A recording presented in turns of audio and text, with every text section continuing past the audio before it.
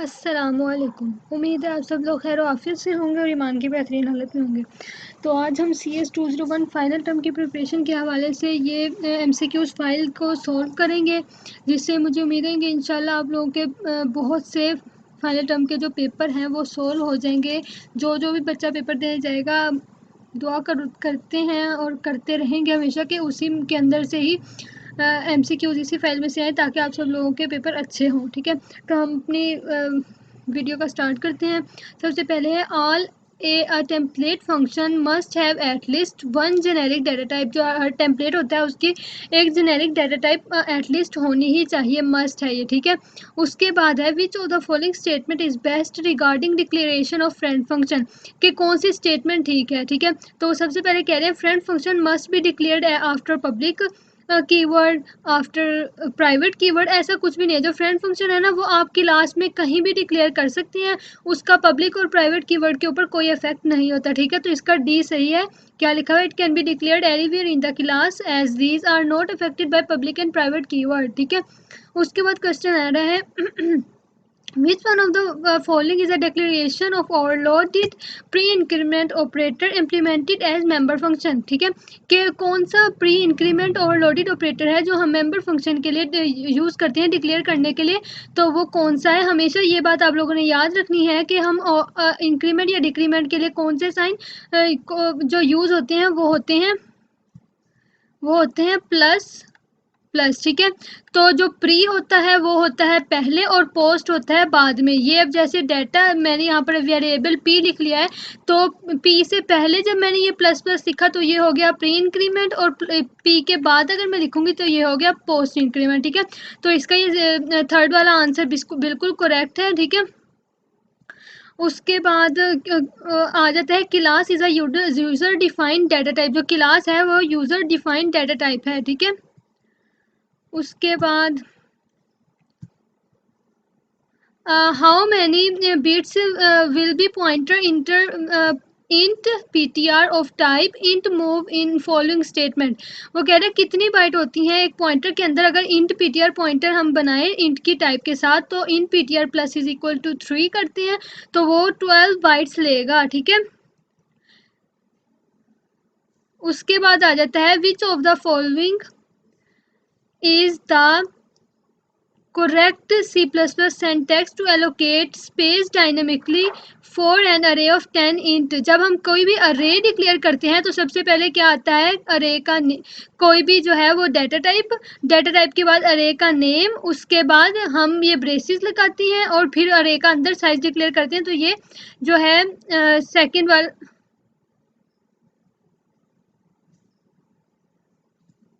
मुझे यहाँ पर ये सेकंड वाला ठीक नहीं लग रहा, क्योंकि इंट जो है ये तो डाटा टाइप है और ये जो है अरे नेम की जगह नहीं ले सकती। न्यू अरे नेम की जगह आ सकता है लेकिन इंट नहीं आ सकता।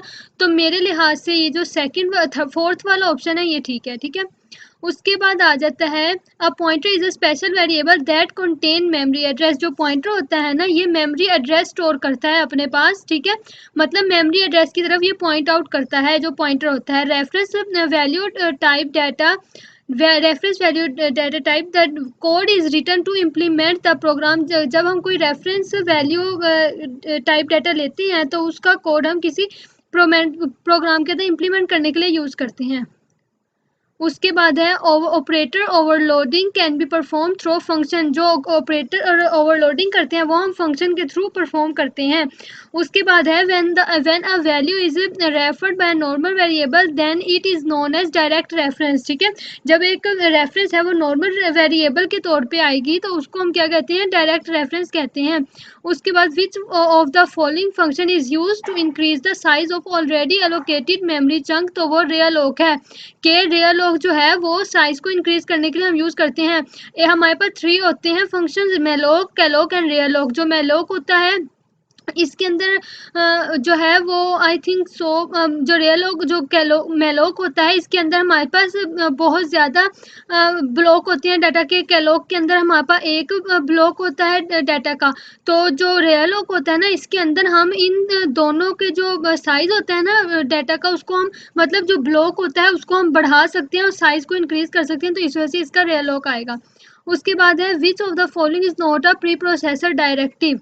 ठीक है, तो एंड डिफाइन जो है ना ये प्री प्रोसेसर डायरेक्टिव नहीं है, क्योंकि आपकी बुक के अंदर ये इन्होंने यहाँ पर पेज 272 मेंशन भी किया है, आपकी बुक के अंदर उन्होंने प्री प्रोसेसर डायरेक्टिव दिए हुए हैं, तो वो आप लोग अच्छे से याद कर लें। यहाँ पर एंड डिफाइन है, कहीं पर और भी आ सकता है, तो आप लोगों को पता होना चाहिए।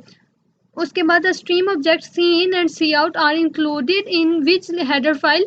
वो कह रहे हैं सी इन और सी आउट जो है वो हेडर फाइल, किस हेडर फाइल से हम इंक्लूड मतलब हम इस उसको यूज़ करते हैं, तो वो आईओ स्ट्रीम है। आई का मतलब इनपुट करना और ओ का मतलब आउटपुट करना, तो ये आईओ स्ट्रीम हेडर फाइल है जिसके अंदर हम सीन और सी आउट को यूज़ करते हैं। उसके बाद है overload operator, overloaded delete operator function take the same parameter as an argument return by new operator function. वो कह रहा है कि जो ओवरलोडेड डिलीट ऑपरेटर होता है वो सेम पैरामीटर लेता है और आर्ग्यूमेंट न्यू ऑपरेटर फंक्शन की हमें देता है, तो ये बिल्कुल ट्रू है। ये उन्होंने नीचे हमें एक्सप्लेनेशन भी दे दिया है। ठीक है, उसके बाद है when an array of object is created, जब एक अरे ऑफ ऑब्जेक्ट डायनामिकली हम क्रिएट करते हैं, then there is no way to provide parameterize constructor for a array of object. जब हम एक डायनामिकली अरे को के ऑब्जेक्ट को क्रिएट कर लेते हैं तो हमें पैरामीटराइज कंस्ट्रक्टर अरे बनाने की कोई ज़रूरत नहीं होती, तो ये बिल्कुल ट्रू है। ठीक है, उसके बाद है C is widely known as development language of Unix operating system. जो सी है ना, जिसको डेवलपमेंट, ये हम इसको यूनिक्स भी कहते हैं ऑपरेटिंग सिस्टम के तौर पे। ठीक है, उसके बाद computer are can understand only machine language code, तो ये बिल्कुल ट्रू है।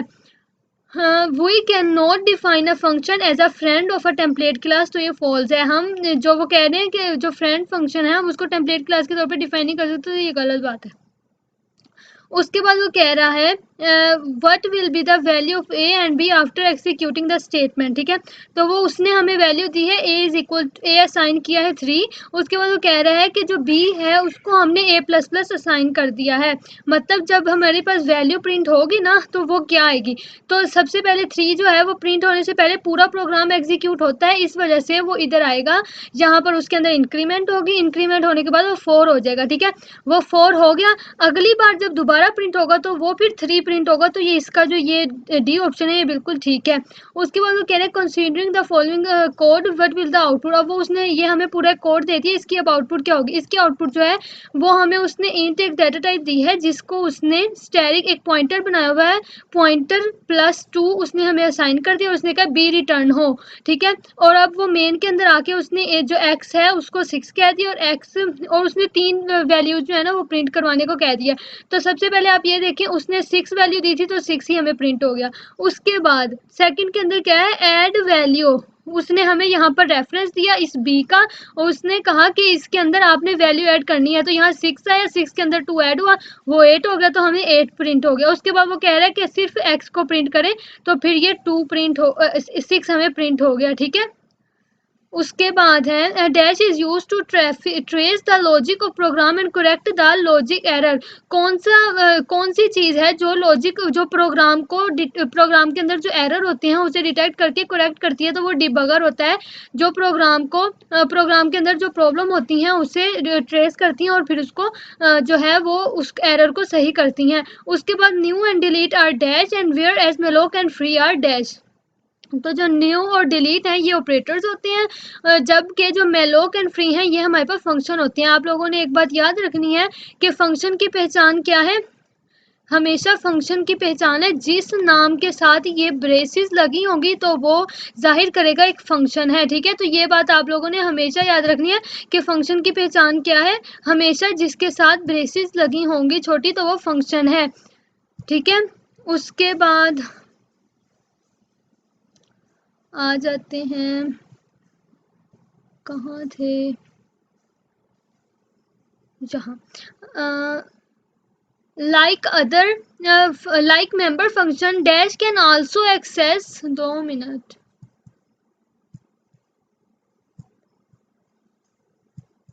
Like other functions, dash can also access the private data member of a class। वो कह रहे हैं अदर मेंबर फंक्शन की तरह कौन सा ऐसा फंक्शन है जो प्राइवेट डाटा मेंबर्स को एक्सेस कर सकता है, तो वो है फ्रेंड फंक्शन। उसके बाद विच situation would require the use of a non member overloaded operator, के वो कह रहे हैं कौन सी सिचुएशन ऐसी है जिसके अंदर हम नॉन मेंबर ओवरलोडेड ऑपरेटर को रिक्वायर करते हैं यूज करने के लिए। रिक्वायर मतलब हमें उसकी रिक्वायरमेंट होती है the left most operand is an object of a class. Left most operand जो होता है क्लास का ऑब्जेक्ट का, ठीक है। उसके बाद the stream insertion and stream extraction operation are already overload for build in data type, ठीक है। उसके बाद है if we define an identifier with the statement this then during the execution of the program the value of pi remain constant, क्योंकि ये जो पाई की value है 3.1415926 ये हमारे पास कांस्टेंट, हम इसको चेंज नहीं कर सकते, तो ये प्रोग्राम के दौरान भी कांस्टेंट ही रहेगी। उसके बाद है assignment operator is dash associative, जो असाइनमेंट ऑपरेटर होता है वो राइट पे लगता है हमेशा, ठीक है। क्योंकि असाइनमेंट ऑपरेटर राइट पे कैसे लगता है कि जो हमारा डाटा, जैसे अब हमने, मैं आपको यहाँ करके दिखा देती हूँ। अब जैसे इंट, ठीक है, आई, ठीक है। अब मैं असाइन करना है मैंने पी को, तो मैं यहाँ पर ये असाइनमेंट ऑपरेटर मैंने यूज किया। नहीं असाइनमेंट ऑपरेटर ये नहीं, असाइनमेंट ऑपरेटर ये है, ठीक है ना। तो ये असाइनमेंट ऑपरेटर मैंने यूज़ किया और उसके बाद यहाँ पर मैं कुछ भी आगे मैं जो भी उसको मैं असाइन करूँगी, तो जो असाइनमेंट ऑपरेटर होता है वो राइट पे लगता है, ठीक है। अब इसको डिलीट करते हैं।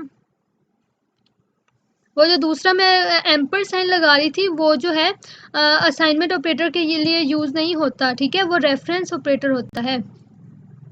उसके बाद whenever dynamic memory is allocated is made in C++, it is freed explicitly, ठीक है।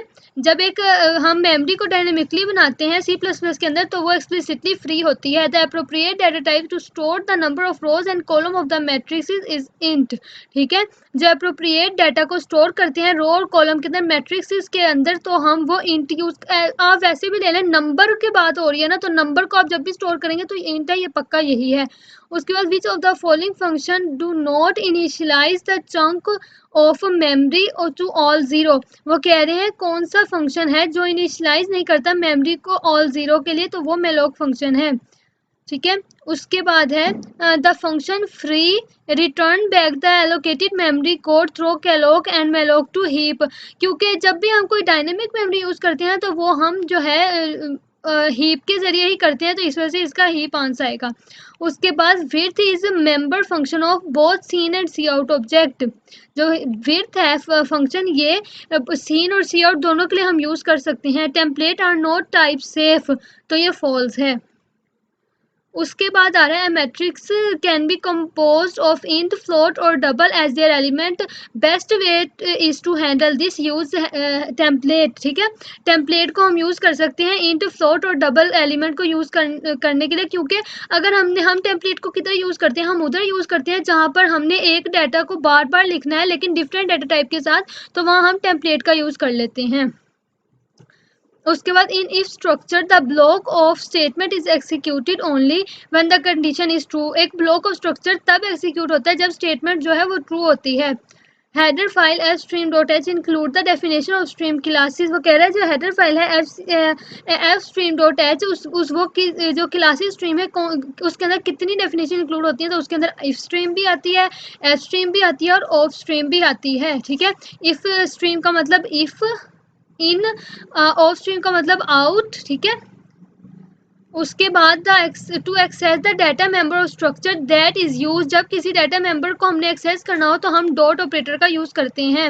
उसके बाद EOF bad good and clear function are the manipulator, तो ये बिल्कुल ठीक है, मैनिपुलेटर है। अब यहाँ पर दूसरी एक और बात बता दूं, जो EOF होता है, EOF stand for end of file, ये MCQs के लिए भी इंपॉर्टेंट होता है। Which kind of function can access private member of variable of a class, तो वो फ्रेंड फंक्शन होता है जो प्राइवेट दूसरे डाटा मेंबर वेरिएबल्स को भी एक्सेस कर लेता है। The return type of operator function must always be avoid, तो ये फॉल्स है। उसके बाद friend function of a class is a non member function, जो फ्रेंड फंक्शन होता है क्लास का वो नॉन मेंबर फंक्शन होता है। Function implementation of friend class must be defined outside the class, तो ये फॉल्स है। क्यों, ठीक है ना। उसके बाद आगे चलते हैं। The normal source of cin object is keyboard, जो सीन ऑब्जेक्ट का नॉर्मल सोर्स है वो कीबोर्ड है। ये बहुत इंपॉर्टेंट एमसीक्यूज है। Which of the following is correct way to initialize a variable X of int type with value 10। जब हमने किसी वैल्यू को इनिशियलाइज करना होता है तो जब हम एक डाटा टाइप लिख रहे होते हैं तो उसी के साथ ही वेरिएबल के साथ ही हम असाइनमेंट ऑपरेटर लगा के वैल्यू असाइन करते हैं। तो इसका ये वाला बिल्कुल बी वाला आंसर करेक्ट है। उसके बाद है consider the following code statement what will the output of following programme. वो कह रहे हैं इस प्रोग्राम का आउटपुट क्या होगा। तो यहाँ पर उसने एक फंक्शन ऊपर बनाया हुआ है इट फंक इंट नाम का, ठीक है, जिसके अंदर उसने नम बनाया, नम को उसने असाइन किया है 10, ठीक है। उसके बाद उसने मेन फंक्शन के अंदर भी नम नाम का ही बनाया जिसको उसने दिया है 5। तो वो कह रहे हैं फंक्शन नम और सी आउट नम की वैल्यू बताएं, ठीक है। तो जो सी आउट नम सिंपल नम फंक्शन इस मेन के अंदर है तो वो मेन वाला पहले 5 डिक्लेयर होगा, उसके बाद जो फंक्शन नम वाला है वो हमें 10 डिक्लेयर होगा, ठीक है। उसके बाद है with template function the compiler automatically detects the passed data and generate a new copy of function using passed data, तो ये बिल्कुल ट्रू है। उसके बाद what will be the correct syntax to declare two dimensional array of float data type. वो कह रहे हैं टू डायमेंशनल अरे को हम कैसे डिक्लेयर कर सकते हैं। तो टू डायमेंशनल अरे हम ये बिल्कुल एक्यूरेट तरीका है। यहाँ पर हम डबल ब्रैकेट लगा देते हैं और जो फर्स्ट वाली होती है ये रो के लिए होती है और जो सेकंड वाली है ये कॉलम के लिए होती है। उसके बाद the first parameter of operator function for less than operator तो must be pass by reference. Heap is constantly changing in size, तो ये बिल्कुल ट्रू है। जो हीप है वो हम तभी यूज करते हैं जब डायनेमिक डाटा को हमने स्टोर करना हो तो वो अपना साइज जो है वो बढ़ाता रहता है। While calling function, the argument are assigned to the parameter from left to right। जब हम एक फंक्शन कॉलिंग करते हैं तो आर्ग्यूमेंट जो है वो लेफ्ट टू राइट असाइन की जाती हैं। उसके बाद मतलब आप जैसे भी कोई फंक्शन भी लिखें उसके अंदर भी जो सबसे लेफ्ट पे इधर जो सबसे लेफ्ट पे डाटा होगा उसको पहले आप वैल्यू लिखेंगे, उसके बाद सेकंड की वैल्यू लिखेंगे, फिर थर्ड की। तो आप लेफ्ट टू राइट जाते हैं, आप लेफ्ट से तो डाटा असाइन नहीं करते ना। उसके बाद classes define inside other class are called nested class. Class के अंदर क्लास को हम नेस्टेड क्लास कहते हैं। If we define an identifier with the statement this, ये अगेन रिपीट हुआ है, मैं पहले भी बता चुकी हूँ ये। Which value is return by destructor of a class. Destructor जो है वो कोई वैल्यू रिटर्न नहीं करता। उसके बाद every class contain both constructor and destructor. Her class के अंदर कंस्ट्रक्टर भी होता है और डिस्ट्रक्टर भी होता है। उसके बाद template function must have one और मोर देन वन आर्ग्यूमेंट। जो टेम्पलेट फंक्शन होता है उसकी मस्ट जो होती है एक या एक से ज़्यादा आर्ग्यूमेंट्स होती हैं। Structure Curie language is use for database management. जो स्ट्रक्चर क्यूरी लैंग्वेज है ये डेटाबेस मैनेजमेंट के लिए यूज की जाती है। When a call to a user defined function finish, the variable defined inside the function is still in existence, तो ये false है। उसके बाद the precedence of an operator can be change through operator overloading, तो ये भी false है। A matrix can be composed of int float और डबल, ये भी जो है वो रिपीट हुआ है। उसके बाद delete operator is use to return memory to free store which is allocated by new operator, तो ये बिल्कुल ट्रू है। जो डिलीट ऑपरेटर होते हैं ना ये हमारी मेमोरी डाटा को डिलीट करने के बाद मेमोरी को फ्री कर देता है, तो ये जो है न्यू ऑपरेटर के तौर पे एलोकेट किया जाता है। उसके बाद pointer is a variable we store memory address. जो पॉइंटर होता है ये भी रिपीट हो गया है। All preprocessor directive are started with the symbol hash. जो प्री प्रोसेसर डायरेक्टिव होते हैं ये हैश के सिंबल से स्टार्ट होते हैं। When in the statement object 1 and object 2, object 1 will call the assignment operator function and object 2 will be passed as an argument to function, तो ये बिल्कुल true है। उसके बाद what is the sequence of event when deallocated memory using delete operator। destructor is called first before deallocating memory। जब पहले destructor जो है वो कॉल किया जाता है फिर deallocate की जाती है मेमोरी को। डिस्ट्रक्टर कॉल किए बगैर डीएलोकेट तो नहीं हो सकती ना memory. second, the second parameter of operator function for less than and greater than are object of the class for which we are overloading these operator। तो बिल्कुल ये ट्रू है। उसके बाद to include code from the library in the program IO stream, मतलब वो कह रहे हैं कि आईओ स्ट्रीम जो है उसको जब हम कॉल करते हैं तो उसको कैसे लिखते हैं, तो हम ऐसे लिखते हैं। ये बिल्कुल ठीक है। स्ट्रीम डॉट एच, उसके बाद be stored in data type, तो ये पॉइंट के अंदर जो भी वैल्यू होती है वो फ्लोट के अंदर आती है। यहाँ पर मैं एक और बात बताती जाऊँ, इंट जो है इसके अंदर सारे नंबर आते हैं, शॉर्ट के अंदर रेटिंग वैल्यूज आती हैं, और जो कैर है इसके अंदर करेक्टर ए बी सी, तो ये वैल्यूज। उसके बाद a template function can have different type of arguments, जो ये बिल्कुल ट्रू है।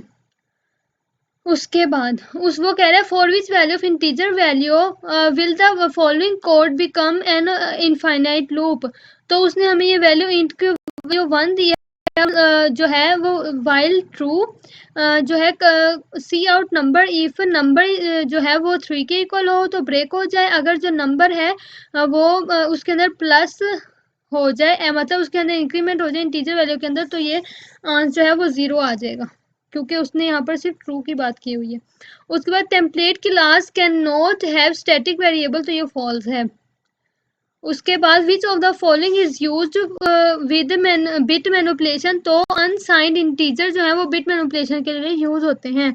Structure is a collection of only variable used under a single name, ठीक है, जो स्ट्रक्चर है वो वेरिएबल्स के कलेक्शन होती है सिंगल नेम के साथ, और ये वाला भी रिपीट हुआ है।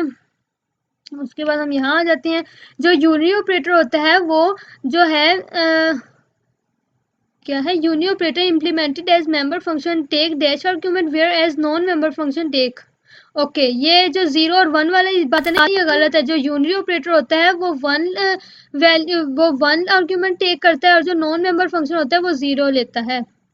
उसके बाद the first parameter of overloaded stream insertion operation is output stream when where second is object of class, जो फर्स्ट पैरामीटर होता है वो आउटपुट स्ट्रीम का होता है और सेकंड जो ऑब्जेक्ट ऑफ क्लास का होता है।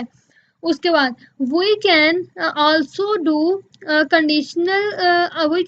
Condition completion with preprocessor directly, तो ये ट्रू है। उसके बाद if a symbolic constant has been defined it will be an error to define it again, तो ये बिल्कुल ट्रू है। with calling function the argument was assigned to the parameter from left to right, ये भी again repeat हुआ है। उसके बाद ये वाला भी अगेन रिपीट हुआ है, क्लास के अंदर क्लास को नेस्टेड क्लास कहते हैं हम, ये वाला फिर अगेन रिपीट हुआ है। नेक्स्ट ये भी रिपीट हो चुका है, ये राइट वाला, ठीक है। उसके बाद इस पे आ जाते हैं, if text is a pointer of class string then what is meant by the following statement, तो टेक्स्ट उसको असाइन किया है न्यू स्ट्रिंग 5, तो जो क्रिएट हमने एक अरे क्रिएट किया है डायनामिकली। न्यू का मतलब होता है जो न्यू हम तब यूज करते हैं जब हमने कोई डायनामिक ऑब्जेक्ट क्रिएट करना हो, ठीक है। उसके बाद नीचे आ जाते हैं, the return type of the operator, ये अगेन जो है ये हुआ है। उसके बाद the code is written to implement the program, code हम क्यों लिखते हैं, प्रोग्राम के अंदर इम्प्लीमेंट करने के लिए। Memory allocation is a system resource and it is the responsibility of programmer to deallocate the memory, वो कह रहा है कि मेमोरी एलोकेट करना रन टाइम पे ये एक रिसोर्स है, और ये एक अच्छे प्रोग्रामर की जो है रिस्पॉन्सिबिलिटी है कि उसको डीएलोकेट करे। उसके बाद जो है टेम्पलेट नोट टाइप से भी अगेन रिपीट हुआ है, वो कह रहे हैं doc is dash by type, तो ये रैंडम एक्सेस फाइल है, ठीक है।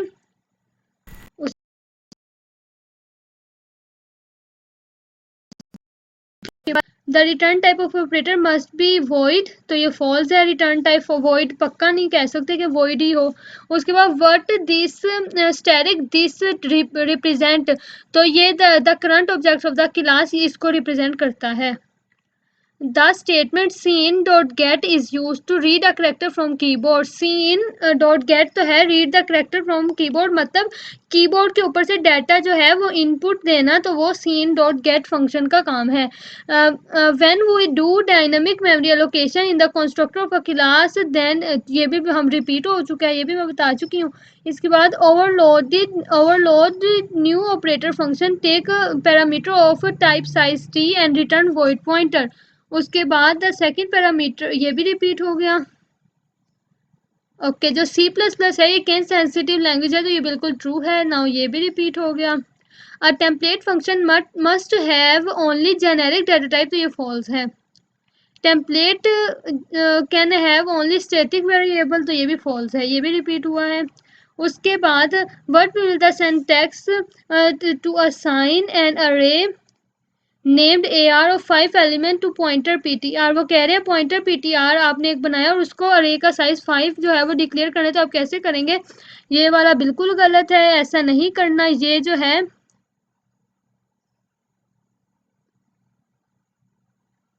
ये वाला ठीक है, बिल्कुल ठीक है, ये जो C है.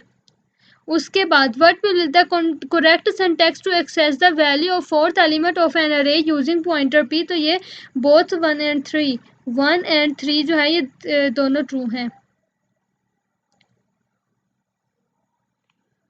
उसके बाद if most significant bit of unsigned number is 1 then it represent a positive number, तो ये false है. उसके बाद आगे आ जाता है if there is a symbol used with the variable named followed by data type then it is reference variable. और जो है if the ampersand is used with variable name it is reference and address of variable. उसके बाद we can also do conditional completion with preprocessor directly, तो ये true है. The default value of parameter can be provided inside the both function prototype और function definition, तो ये function prototype के अंदर भी आता है और फंक्शन डेफिनेशन के अंदर भी आ जाता है डिफॉल्ट वैल्यू पैरामीटर्स के. ठीक है. उसके बाद क्लास इनसाइड क्लास ये भी रिपीट हो गया है. उसके बाद व्हाट पर्पस डू क्लास सर्व, तो क्लास जो है इनकैप्सुलेशन भी करती है, सिंप्लीफाई कोड भी करती है उसको बनाने के लिए, यूज़ करने के लिए, और provide convenient way of modelling real world object, तो ये इन तमाम चीज़ों में आती है. उसके बाद एवरी क्लास जो है हर क्लास का अपना एक कंस्ट्रक्टर भी होता है और डिस्ट्रक्टर भी होता है. जो है new operator is use to allocate memory from the free store during run time. जो न्यू ऑपरेटर होता है मेमोरी को एलोकेट करते हैं मेमोरी को फ्री स्टोर करने के लिए, तो वो रन टाइम पे होता है. उसके बाद when an object of a class is defined inside another class then destructor of inner object will be called first. जब हम एक क्लास को inside other class के कॉल करते डिफाइन करते हैं तो डिस्ट्रक्टर जो है वो इनर ऑब्जेक्ट के अंदर कॉल किया जाता है पहले. It is impossible to define class within other class, तो ये ट्रू है. एक क्लास के अंदर हम दूसरी क्लास जो है वो डिफाइन कर सकते हैं. New and delete are also used with class object and data type as well. जो न्यू और डिलीट ऑपरेटर है ना, ये हम जो है वो क्लासेस के साथ भी यूज़ कर सकते हैं और डाटा टाइप के साथ भी यूज़ कर सकते हैं. उसके बाद है with new keyword data type and class member initialised, ये वही बात जो है वो दूसरे अंदाज में हो गई, ये बिल्कुल ट्रू है. तो आज के लिए इतना ही. मुझे उम्मीद है आप सब लोगों को बहुत पसंद आई होगी. इसको ज़्यादा से ज़्यादा शेयर करें ताकि बहुत सारे लोगों का फ़ायदा हो. मिलते हैं नेक्स्ट वीडियो में. अल्लाह हाफिज़.